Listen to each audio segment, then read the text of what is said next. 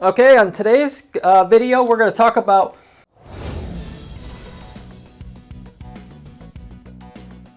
Twitter campaigns. I don't talk too much about them.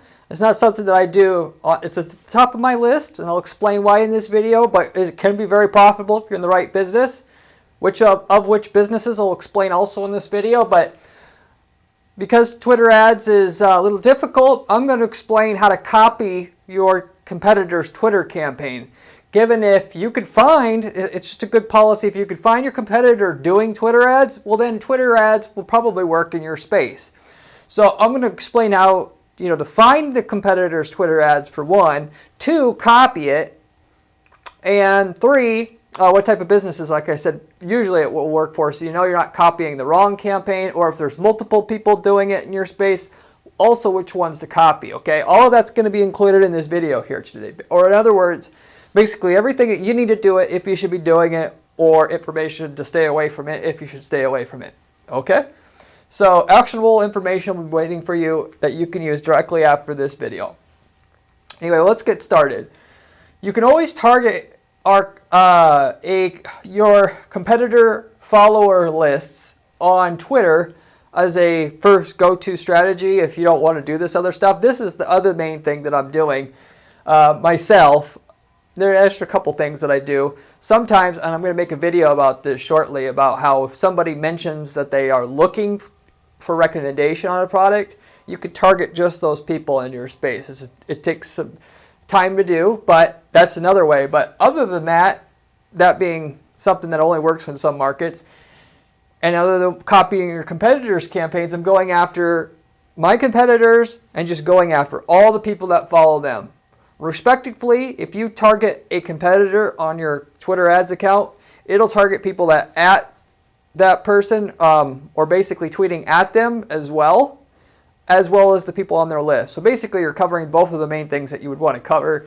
And respectively, you're targeting their customers or people that are considering being a customer. That's a good go-to strategy. However, there's a lot of people and a lot of businesses where it's going to actually work better to go after a specific audience that Twitter has that's not just targeting your competitor, given that there's a lot of prospective customers out there, and if you just go after your competitors' customers or prospective customers, there's just a small sliver there to go after. Whereas there's a huge window of opportunity if you just knew how to target the right audiences. The key is, what are the audiences to target? Because there's so many on Twitter. So anyway, I'm going to explain how you can see how your competitors, you're actually going to be able to see what audiences your competitors are using to run their ads against or target their ads with. So you could just copy it. That way you don't have to go in to spend a ton of money testing out all these different audience types.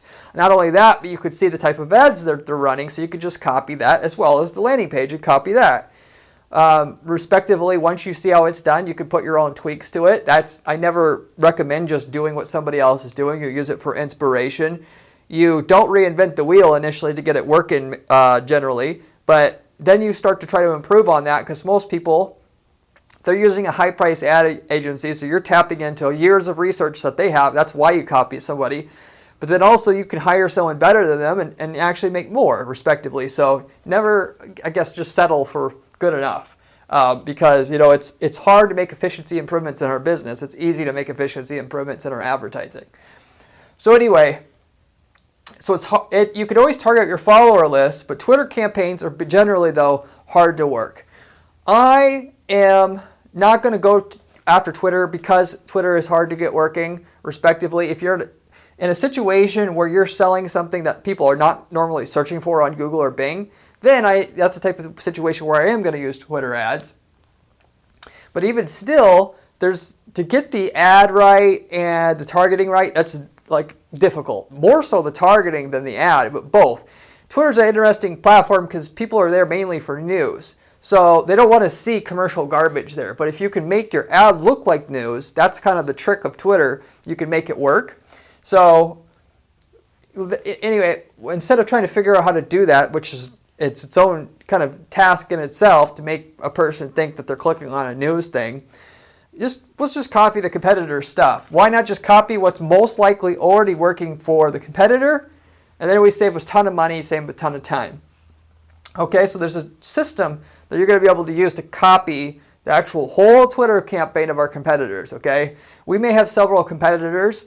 If you've watched my other videos about copying other campaigns, Facebook campaigns, Google campaigns, stuff like that, I always recommend that you go and when you're going to use this strategy, you look at a bunch of different competitors. You find as many as you can. Don't just stop when you find one. That way you can analyze the companies that are running the advertising. The more money that the company has in which you're copying their campaign, the less likely it is to work. There's a lot of people who run campaigns that don't work. They just don't know they don't work because they're using even if they use an expensive ad agency, it actually seems like sometimes the more expensive the ad agency that you use, the more likely they don't track. They just say, oh, we got so many clicks or whatever. Hear this stuff all the time, see this stuff all the time. And so they're spending all this money and they hire the name of the advertising firm, has a big name, and then they don't do crap. And so the wool's pulled over their eyes. So you're copying a campaign from a big company that you think that you would have it figured out, but they don't. So for me, I'm going to copy the small guy's campaign because the guy that has little money has to make it work or they're just going to run out of money. Okay? So respectively, I'm going to, if I have the time, I'm going to track how long somebody's been advertising so I can study their campaign. I can come back 6 months later and see if they're still advertising. That's going to give me a whole lot better idea if that ad's working than if I just saw it one time. So if you have the time, I recommend doing that. And then also, once you see all the advertisers, you're going to find them, you're going to copy their stuff, and then you're going to go and look at the company size using Melissa data is what I use to find the revenue of those companies. And the longer they've been running and the less money they have, those two things combined, which you could just literally, I have a formula where I divide length of time divided by revenue. And the person that's got the highest score out of all the people that I found to copy, that's the one I'm copying first, okay? So anyway, with all that said, don't just copy anybody. Of course, if the one with the highest score doesn't work, then the second highest one might work. If after you test 2 or 3, you're almost always going to find something that works because everybody in the space are not going to be making no money. There'll be somebody making money, so you might not get perfectly lucky the first time, but that's general strategy I gave you there and what I'm about to share with you here will work almost every single time, okay? So anyway, let's get into the strategy itself. Here's my system to copy a Twitter campaign. First, make a new user account. Input details that match a typical best customer of yours. So find out the demographic traits of your best customer. Put those in when you fill out the details when you start your Twitter account so that you match what a customer looks like so that you become, or what you're doing is essentially becoming bait for your competitors who are now running their ads so you can find their ads. And it has to be a new account with a new computer with all the cookies deleted off of it. Use CC Cleaner, new IP address, start fresh if you can completely. And then use that computer from then on without anything else that you do, or at least don't use Twitter for anything else. I would recommend just having a computer set aside to do this all together because Twitter buys data from other people. That way you're not screwing up your process and then because you're ultimately trying to make Twitter look like the person that, again, your competitor is trying to advertise to. And they have certain traits that they're looking for. So if you add in, you muddy the data for them, it's not going to work as well. So once you've got the account set up, though, you're going to spend a week engaging with all your competitors themselves. You're going to go and you're going to click on their images, watch their videos from their tweets. You're going to engage with them, make some tweets about the market you're in. So I would tweet at those competitors and then I would make my own tweets that talk about your industry. Okay?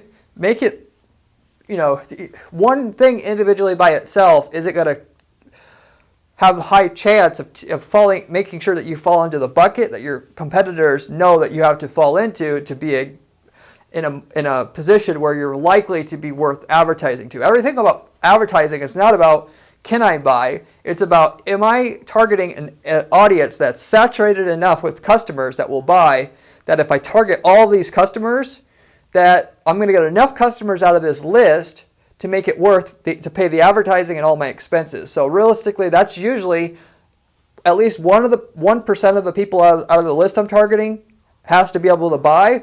Otherwise, it's going to be too expensive to advertise to that list. It's like trying to basically if you have 1 million people and you advertise to them to find one customer in there, obviously it's not going to work. They're going to run out of money. But the more tight and saturated your list is of customers, the more likely it will work, because it will take less money to get the customers out of that list. That's what I mean here. So anyway, so you'll ultimately do all this stuff to try to be on the list of your competitor, and the more things you do, the more likely you'll fall into those buckets. Third, once you're lucky enough to see a competitor ad while you're doing all this, because while you're doing it, then you'll start to see the ads. There's no software to do this necessarily that I have found. If you find one, let me know in the comments. But because I understand why they can't do it. It's not easy to do. Then you're going to write their name down of the person. So you saw the ad. Now I'm going to write down the name of the person who was advertising, which competitor, in other words, it was. And then I'm going to copy their ad and their landing page. So screenshot their ad, go to the landing page, screenshot the page there. You can use a web scraper to scrape the whole landing page layout, so you don't have to reprogram it. That way you're just changing the words and the colors if you want. That's a small little hack. But anyway, there you go. Now you have their ad, now you have their landing page. Once you've done that, next, look up your own Twitter archive. You can Google what Twitter archive is and how to use it to find which lists you end up on that your competitor used to find you.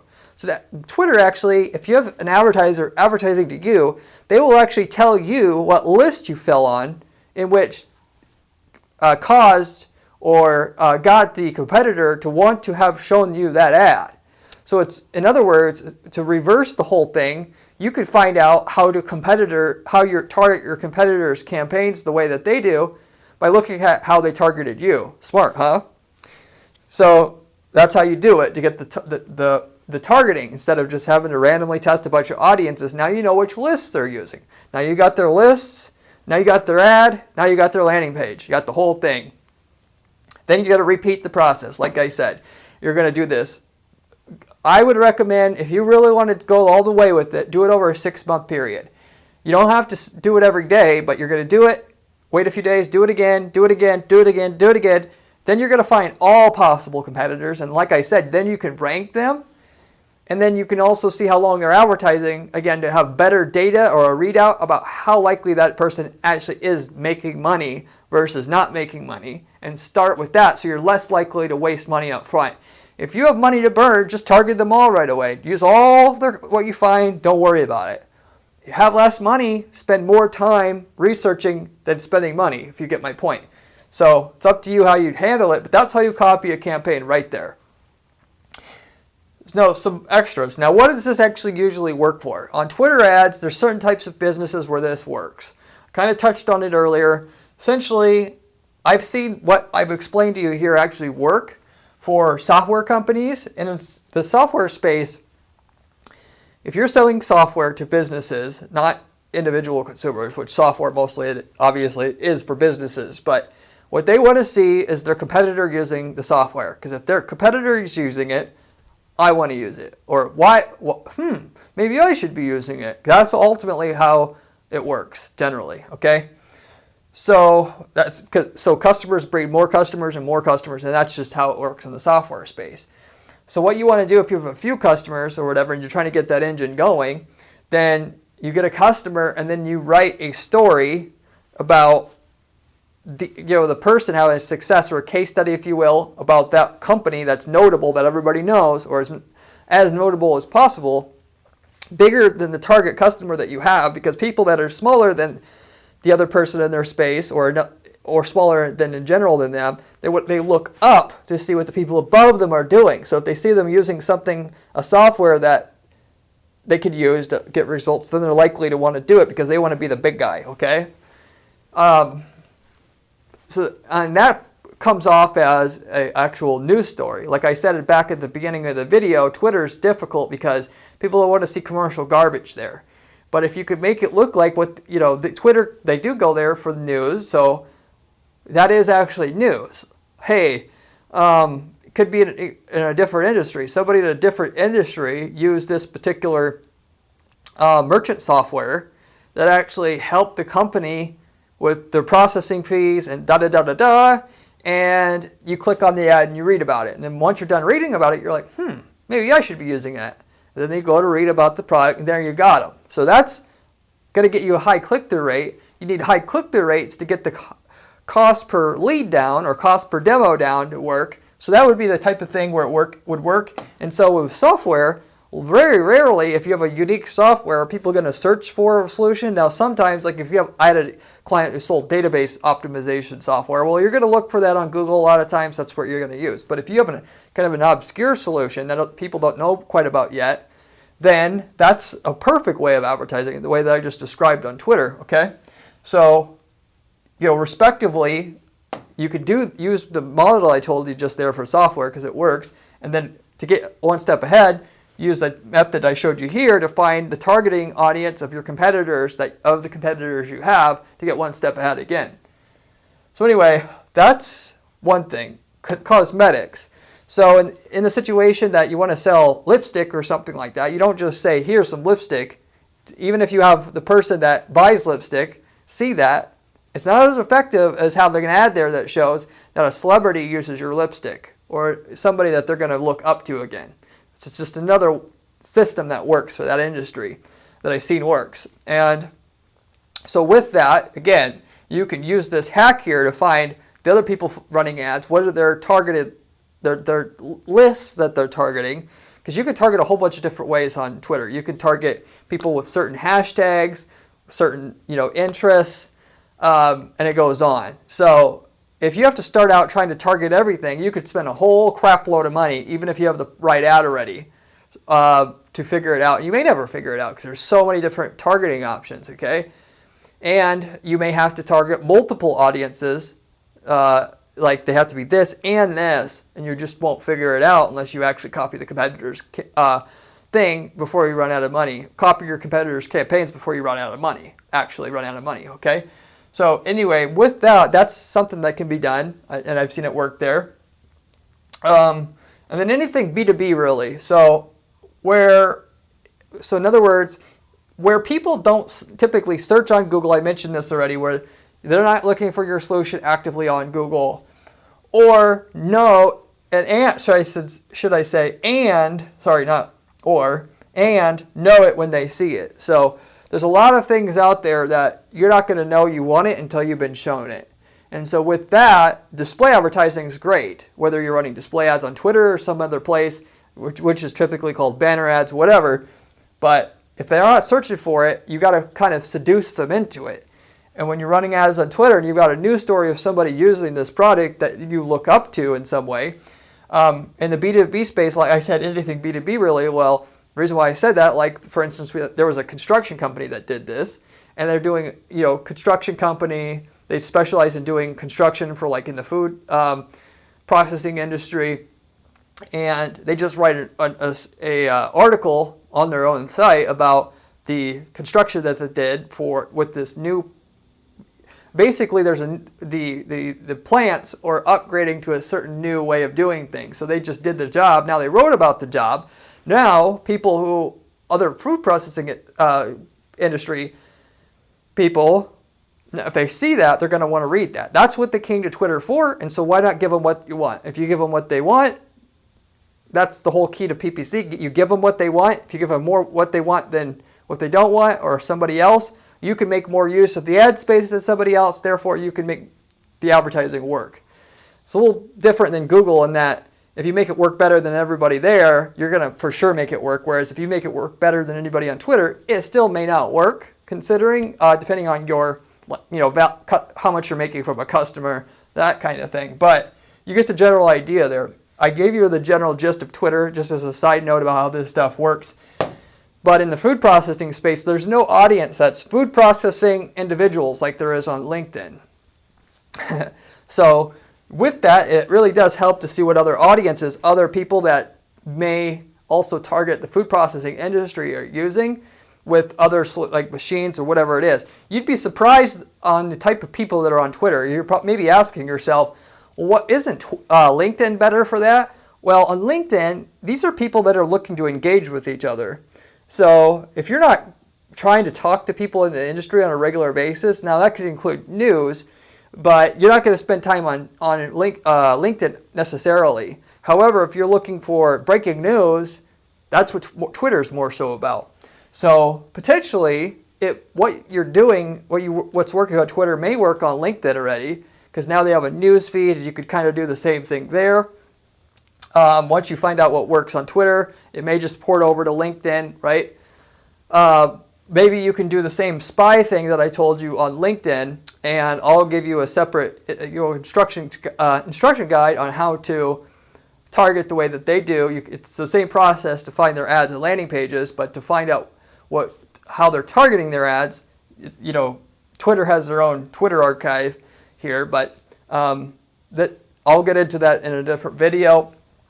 And so realistically, even in like the construction space, there's a lot of people who go there that's in the construction space. There's certain people that'll go to Twitter, in other words, there's certain people that'll go to LinkedIn.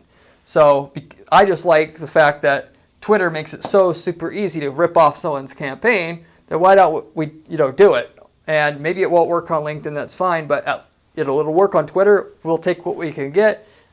And that's, long story short, that's what we can do and how to do it. So hope you enjoyed this video. I have a lot of other videos on this channel about other PPC money making strategies.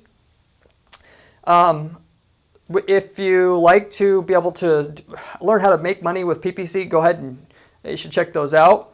I have a blog at guaranteedppc.com/blog. If you like step-by-step instructions on how to build PPC campaigns that work, ones that we have to use to guarantee our results for our PPC clients here, you should check that out.